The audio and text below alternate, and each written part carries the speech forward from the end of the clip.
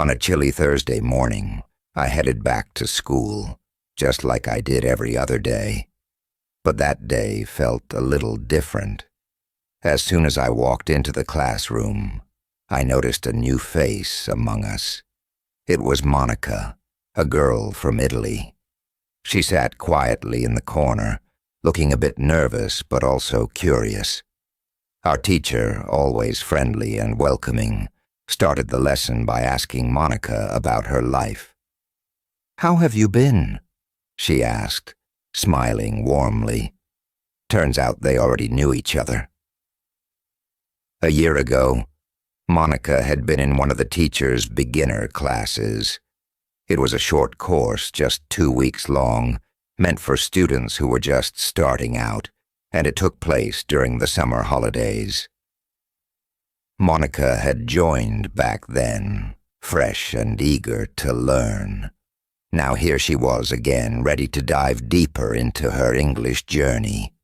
The atmosphere in the room was warm and filled with a quiet buzz of excitement, as if something important was about to unfold. When Monica finally spoke, the room went still, and we all turned to listen. Her English was simply beautiful. It wasn't just the words she used, but how she said them. Every sentence came out smoothly. Her pronunciation was perfect, and she didn't stumble once. It was as if English was her first language, even though we all knew she was from Italy. I couldn't help but feel a little amazed. I had been learning English for a while, but I was nowhere near as fluent as she seemed to be. Her confidence showed in every word, and it made me wonder how she had gotten so good. Our teacher, who is always cheerful and encouraging, couldn't hide her excitement either. She beamed at Monica and clapped her hands together softly. "Monica, your English is amazing," she said, almost like she couldn't believe it. "Where did you learn to speak so well? You sound so fluent, like a native. Was it a special school? Tell us, we need to know." The way our teacher asked, it felt like she was genuinely curious, and so were the rest of us. We were all eager to hear Monica's story. How did she go from being a beginner, just like most of us, to speaking like this? Monica smiled, a little shyly, but you could see that she was happy with the praise. She glanced around the room, probably not used to being the center of attention. There was a quiet anticipation in the air, and I could tell that everyone, including me, was waiting to hear what she would say next. How had she managed to become so fluent? Monica looked around the room for a second, then smiled softly before replying. "I didn't go to any special school," she said, her voice calm and clear. "I learned English at home." The whole class seemed to lean in a little closer, curious about how she had managed to become so fluent on her own. I could tell the teacher was eager to hear more, too. "I just used the advice and techniques you gave us last summer," Monica continued, looking directly at the teacher now. There was a brief pause as she let those words sink in, and I could see our teacher's face light up with pride. Monica wasn't done, though. She went on to explain how she had spent a lot of time reading in English, something we had been encouraged to do, but maybe hadn't taken as seriously as we should have. "I also did a lot of shadowing," she added, which made a few of us glance at each other. Shadowing, where you repeat what someone is saying in real time, was one of those practices that sounded simple, but was surprisingly hard to stick with. Monica had clearly mastered it. And I started thinking aloud in English, she continued. Whenever I could, I tried to think more in English than in Italian. Hearing her say this made me realize how dedicated she had been. It wasn't just about practicing in class or doing homework. It was about living the language, thinking in it, breathing it. I couldn't help but feel a mix of admiration and maybe a little envy, too. How had she found the discipline? It was clear that Monica's journey was different from mine, and I was eager to learn more about how she had come so far, so quickly. Monica smiled as she continued, her voice full of gratitude. "This is how I improved my English," she said, her eyes shining a little as she spoke. "The 2 weeks I spent last summer in your class really helped me. You showed me the way." There was a quiet pause as the class listened, and I could see our teacher nodding, clearly touched by Monica's words. Before that, I didn't really know how to practice or what to focus on, Monica continued. But after those 2 weeks, everything became clearer. I knew exactly what I needed to do to work on my English every day. I followed the advice you gave us and just kept going. She smiled again, a bit shyly this time, but you could tell she was proud of herself. "That's actually why I wanted to come to your class again," she added, looking directly at the teacher. "1 year ago I was a beginner, just learning the basics, but now I can speak English and it feels amazing. I've come so far, but I still want to learn more from you." There was a quiet sense of accomplishment in her voice, and I couldn't help but feel inspired. It made me think about my own progress and how much more I could achieve if I stuck with it the way she had. Monica's journey wasn't over, and neither was mine, but I could see now how important those little steps were. Everyone was quiet, waiting for what would come next. When our teacher heard Monica's words, her face lit up with joy. You could tell she was genuinely happy to see one of her students succeed like this. She thanked Monica for sharing her experience, her voice filled with pride. "It's wonderful to hear how much you've grown," she said warmly. As I sat there listening, I found myself really interested in what Monica had shared. I already knew that reading was important for learning English, and I had heard about the shadowing technique too, where you repeat what someone else is saying. But there was one thing Monica mentioned that I didn't fully understand. She had talked about thinking aloud. It was something I hadn't heard before. I couldn't help but feel curious, so I raised my hand and asked, "What is thinking aloud?" I looked at the teacher, waiting for her to explain. The rest of the class seemed just as curious, and I noticed a few heads turning to listen more closely. I wanted to know how this technique worked, and if it could help me, too. As I sat there, I wondered if this was one of the key things that had helped Monica improve so quickly. It seemed like such a small thing, but maybe it was more important than I realized. I leaned forward in my chair, eager to hear what our teacher would say next. Our teacher smiled when I asked about thinking aloud. She leaned forward a bit, as if excited to explain something important. "It's actually a very simple but powerful technique," she said, her eyes lighting up. You just need strong motivation to learn English if you want to really get the most out of it." Her tone was calm, but I could tell she believed in what she was saying. The whole class seemed to be paying close attention now, including me. I was eager to understand how this method worked. "It might sound a little crazy to some people," she added with a small laugh, "because you're literally talking to yourself. But trust me, when you start thinking aloud, your English can improve very quickly."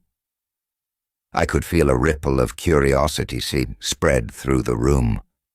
Talking to myself, that did sound strange, but the way she said it made it seem like a secret key to getting better at English. I glanced at Monica, who had used this technique to become so fluent, and it made me want to try it, even if it felt a bit odd.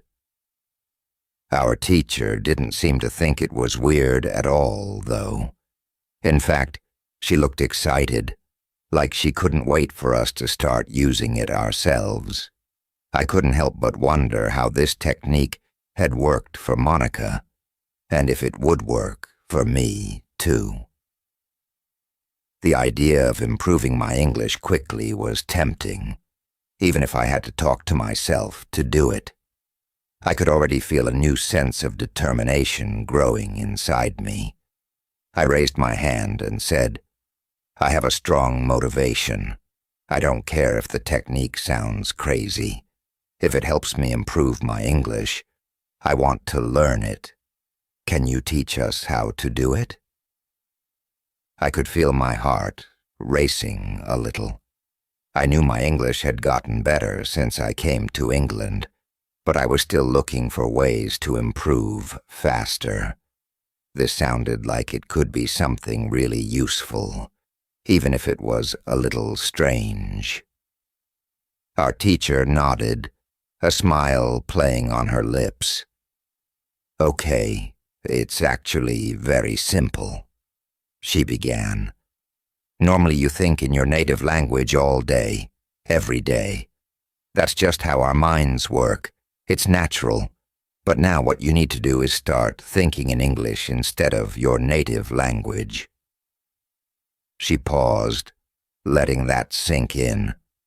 I had heard people say you should try to think in English, but no one had ever explained how to really do it. "When you start thinking in English," she continued, "then you can take it a step further. You can think aloud. That's the key part. It just means that you actually say out loud what you're thinking. It doesn't have to be complicated.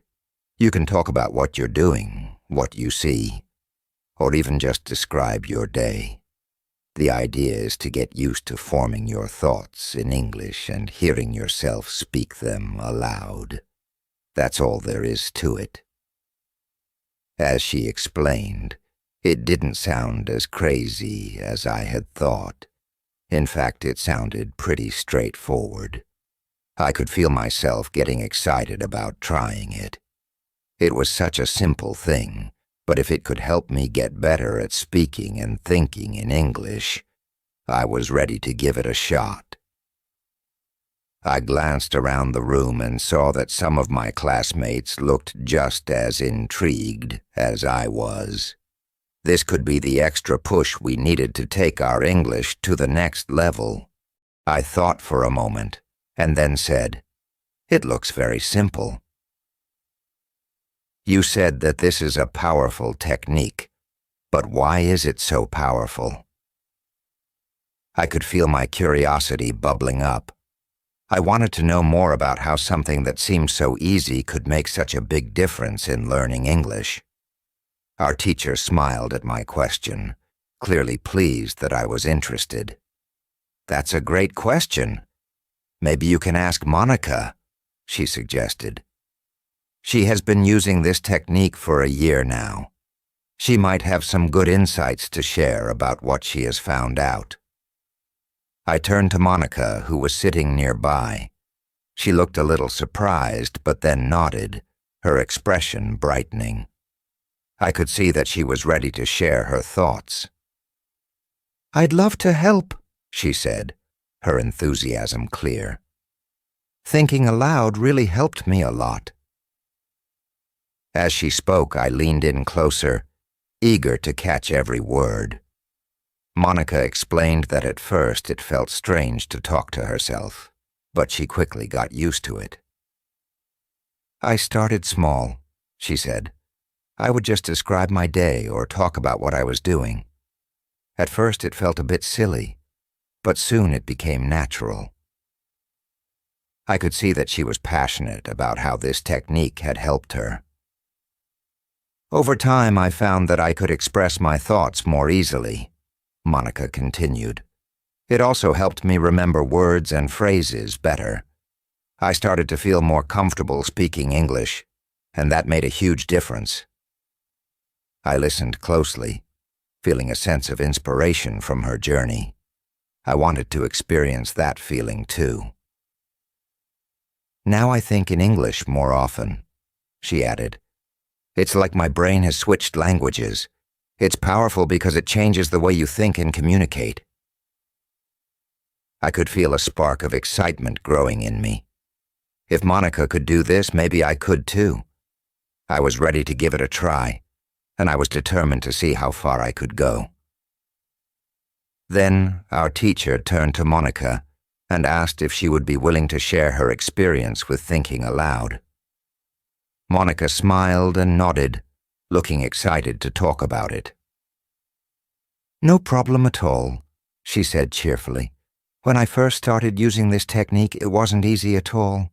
I was a bit nervous, to be honest, but I knew I had to give it a shot if I wanted to improve."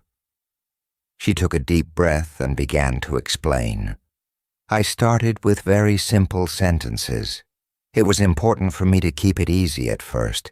For example, I would say things like, 'I can speak English.' It felt good to say it out loud. Then I would add, 'It is good that I can speak English.'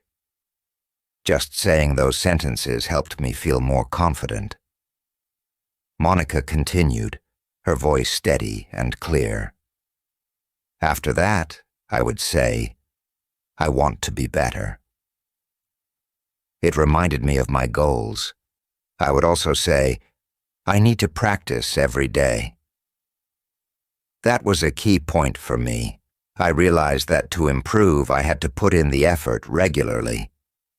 She paused for a moment, glancing around the room to make sure we were following. "Sometimes I would say, 'I don't know many words,' but I didn't let that discourage me. I also said, 'But I can use these words well.' It was about focusing on what I could do, rather than what I couldn't." Monica's face lit up as she continued. Then I'd tell myself, "I can express my ideas with these words." That was a big step. I learned to celebrate the small wins. Finally, I'd say things like, "I can do this. This is great." It was all about building that confidence one sentence at a time. As she spoke, I could see how much this technique had helped her grow. Each simple sentence was a stepping stone, leading her to greater fluency and comfort with the language. I felt inspired by her journey and wanted to start my own. As Monica continued, she explained how the sentences she used were really simple. At first, I didn't realize how complicated the sentences were that I thought in Italian. They were long and filled with details, but when I tried to say the same things in English, it just didn't work out. I found myself struggling.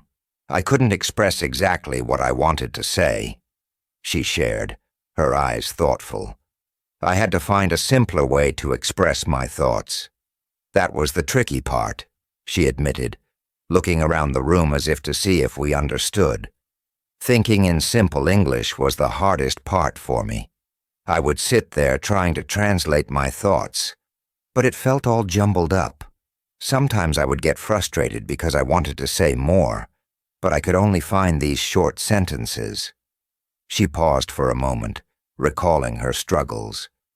But after some time it started to click. I practiced and practiced, and slowly it became okay for me. I began to feel more comfortable with the simple sentences. It felt like I was building a little bridge to my thoughts in English. I would think, I can do this, and it started to feel normal. Monica smiled as she continued. Eventually, it was normal for me to think in English. I found myself saying little phrases throughout my day, like, I see a cat, or, it is sunny today. I realized that I didn't need all the fancy words to express myself.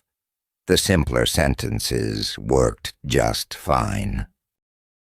Hearing her talk about this process made me feel hopeful. If Monica could make that shift in her thinking, maybe I could too. I wanted to learn how to simplify my own thoughts, just like she did. Her journey showed me that with practice, thinking in English could become second nature. I could feel my excitement growing, ready to take on this challenge myself. Then something interesting happened that I'll never forget. I met a man from Australia while I was in Italy. He was on holiday, just exploring the sights. I was still a beginner, feeling a bit shy, but we started to speak in English anyway. As we talked, I realized I could actually hold a conversation with him without facing big problems. That was a big moment for me. At first, my sentences were still simple and short. I wasn't using complex words or phrases, but it didn't matter. I had practiced saying those simple sentences so many times while thinking aloud that they came to me naturally. I remember saying things like, "It's nice to meet you," and "The weather is great today." Each time I spoke, it felt like I was building my confidence brick by brick. What amazed me the most was that I didn't have to translate my thoughts from Italian to English like I used to. Before using this technique, I would think in my native language and then try to figure out how to say it in English. That often made me feel lost and frustrated. But this time, it was different. My mind was starting to work in English, and I felt a sense of freedom as I spoke. The more we talked, the more I could see how far I had come. It felt like a light bulb had turned on in my head. I was thinking in English. It was an incredible feeling, and I could hardly believe it. The conversation flowed easily, and we laughed about our different cultures. I felt so proud of myself for having this conversation. As we chatted, I could see the man was friendly and patient, which made it easier for me. We talked about his travels, my experiences in Italy, and our favorite foods. Each simple sentence built on the last, and I felt more comfortable with every word. It was a huge step for me, and I knew I was on the right path. This was just the beginning of my journey to learning English. Our teacher smiled and thanked Monica for sharing her experience with thinking aloud. It was clear that everyone in the room appreciated her honesty and enthusiasm. As I listened, I felt inspired by what she said. I decided right then that I wanted to use this technique too. I was determined to get better at speaking English, just like Monica. After class, I walked home with a sense of excitement bubbling inside me. I thought about all the simple sentences I could practice. I wanted to start right away. When I got home, I found a quiet spot in my room. I took a deep breath and began to talk to myself. I started with easy phrases, just like Monica had done. I am at home. It is quiet here. I like to read books. Each sentence felt like a small step forward. As I spoke, I could feel my confidence growing. I began to describe my day, saying things like, "Today I went to school. I learned new words. I met my friends." It felt good to say those things out loud. I even added details like, I had pasta for lunch, and it was really tasty. I was starting to see how powerful this technique could be. The more I practiced, the more I enjoyed it. I made it a goal to think aloud at different times during my day. I would do it while I was cooking, washing dishes, or even going for a walk. I would point out things I saw around me. Look at the birds in the trees. They are singing. It made me feel connected to the world. Each time I spoke in English, I felt a sense of pride. I was not just practicing, I was really using the language. I thought about how far I had come since I first arrived in England. At first, I was so scared to speak, but now I felt like I was finally making progress. I was eager to continue this journey and see how much I could